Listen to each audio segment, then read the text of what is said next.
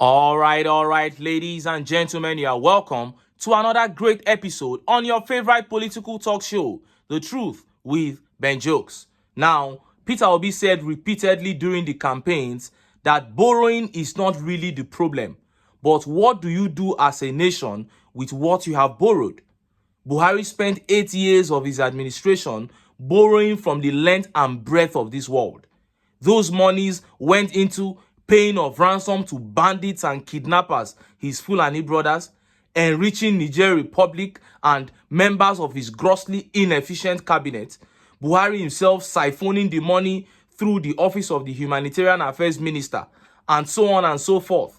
At the end of 8 years, Nigerians gained nothing but huge debt from those loans, huge debts left for children yet unborn to pay.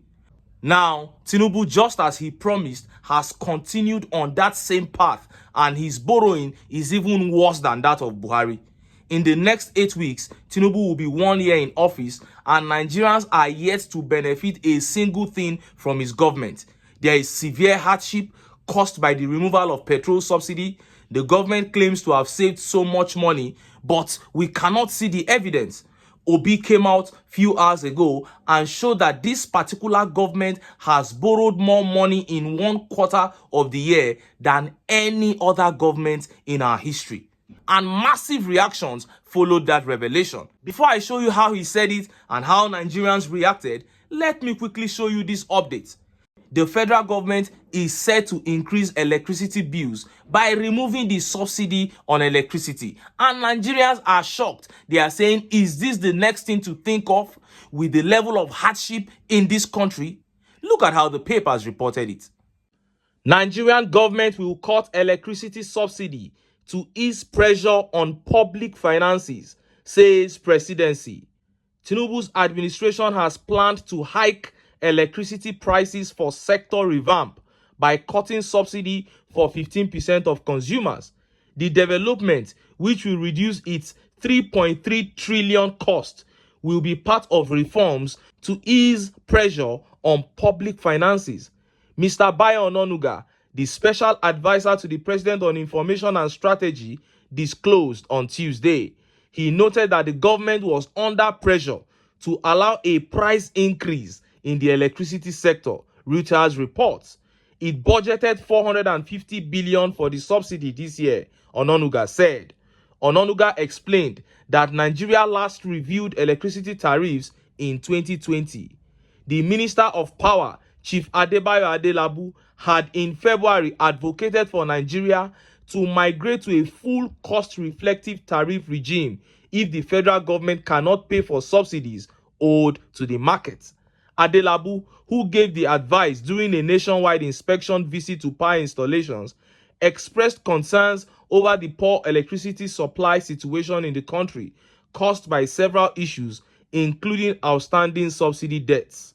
The minister also stated that the National Independent Power Plants, being operated and managed by the Niger Delta Power Holding Company, were currently suffering under capacity utilization of below 25% due to gas supply constants.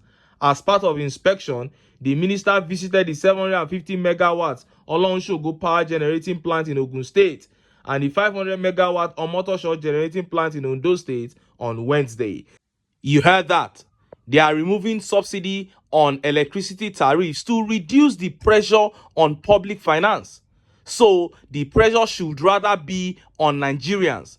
The pressure should rather be on the members of the public. And why are they trying to remove pressure on public finance? For God's sake, so that there will be more money to loot, so that there will be more money to fund the lavish lifestyles of ministers, of lawmakers, of governors and presidency.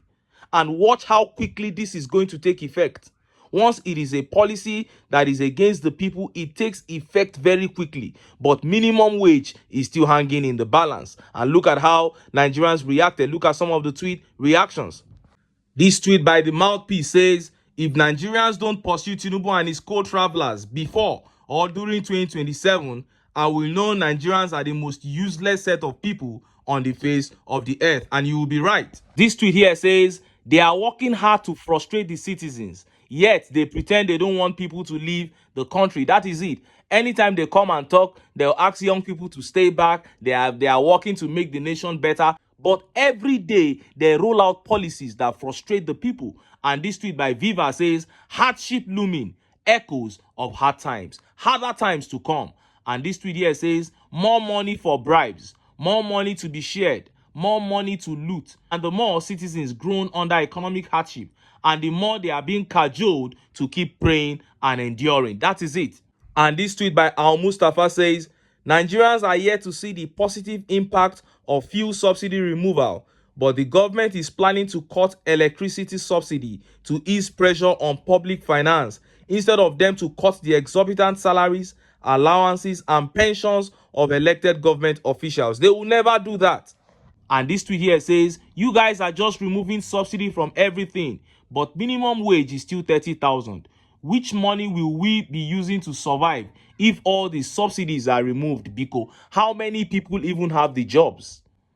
And to those who have jobs, how many people are paying the minimum wage? And this tweet here says, why are they not talking about Nigerians even seeing the electricity? Over 50% of Nigerians don't have electricity, while over 80% have less than 3 hours per day. But all they are concerned about is increasing tariffs. What a shame. And this tweet by ID says, after signing the padded budget into law, now trying to take from the masses to support a padded budget. That is what they are trying to do, and this is shameful. Now, let us look at what Peter Obi said about the reckless borrowing of the APC that has earned Nigeria a debt of 97 trillion naira. Look at how the papers reported it. Peter Obi asked TINUBU government to stop excessive borrowings, account for past loans. The presidential candidate of the Labour Party in the 2023 general elections, Peter Obi, has berated the TINUBU-led Nigerian government over its excessive borrowing without a corresponding record of proper utilization. Obi, former Anambra governor, in a series of posts on X platform on Tuesday, expressed concerns over the Nigerian government's continuous borrowing, saying that Nigeria's accumulating debts continue to have negative effect on the economy. He said that what had become more worrisome was that there had been no corresponding visible usage or investments of the loans as required by the law to show their impact on the nation's development. He said, I remain concerned about our borrowings considering their galloping rates over the years and its concomitant effects on the economy. More worrisome is the fact that there has been no corresponding visible usage or investments as required by the law to show their impact on the nation's development. According to him, at the end of the second quarter of 2023, our debt stood at 87.9 trillion, which was very disturbing to us because we were at a loss as to what we did with the huge debt, especially the over 23 trillion naira ways and means borrowed by the last administration, which for me would have been the end of borrowing without any visible and corresponding investment and benefit to the nation. But sadly and more worrisome is the fact that between the end of the third quarter and the end of the fourth quarter of 2023, about 10 trillion was added to our debt portfolio, which has now taken our debts to 97.3 trillion, again without any corresponding visible and verifiable utilization. This is the highest ever borrowed in one quarter. Last year, 2023, our total debt servicing for domestic debt stood at 4.4 trillion, and that of the external debt servicing was $3.5 billion, which is about 4.9 trillion. In effect, approximately 10 trillion is now spent on servicing unproductive debts. The implication is that what we borrowed in a quarter is about 10 trillion, and what we spent on debt service is also about 10 trillion. Each of these is more than the combined budgetary allocation for the four highest priority areas: defense, education, health, and infrastructure. My appeal to the government of the day is to deaccelerate the borrowing and let us first reevaluate what has been achieved with the previous borrowings and make better decisions for the good of the nation. In the new Nigeria of our dream, our scarce resources will not only be duly accounted for, but will be productively and prudently managed in moving our nation from consumption to production. And let's take a few tweet reactions. This tweet by Olu Sholami says, Oya, Bat, fall out and do account. He can't. And this tweet by George says, those of you who supported APC, it will never be well with you and your generation. And Moshood here tweeted, he said, money where Akpabio won't use 191 million do one borehole, that is it, and over 100 million for one NEPA pole. And this tweet by Moses Dele says, they just have to check the Lagos records. It was Tinubu that put Lagos in that heavy debt. People support blindly. And this tweet by Bernard says, this one is gone already now. Why are you wasting your time advising him? I used to think that no other president in Nigeria would be worse than Buhari, but now I have my doubts. This man doesn't care about Nigeria. I wonder how his Ronu brothers can't see this. Anyway, it is what it is. Peter Obi will continue to put out the lapses of this government for Nigerians to see, and we will continue to spread it for more Nigerians to see. The future of this country is at stake in the hands of these looters. Whether Nigerians will rise up and do the needful is left to be seen. Make I leave am here. Make I still enter town. Make